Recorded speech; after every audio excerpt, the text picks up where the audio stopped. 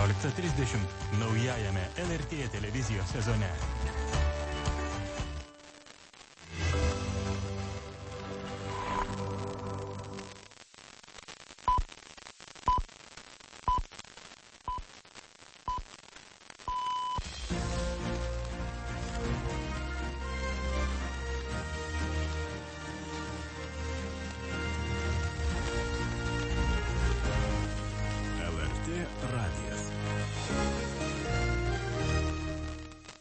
Dvi valandos su žiniomis Evelina Stankūnaitė. Lietuva ir Vokietija. LRT radijas. 9 valandos su žiniomis Edvinas Kučinskas.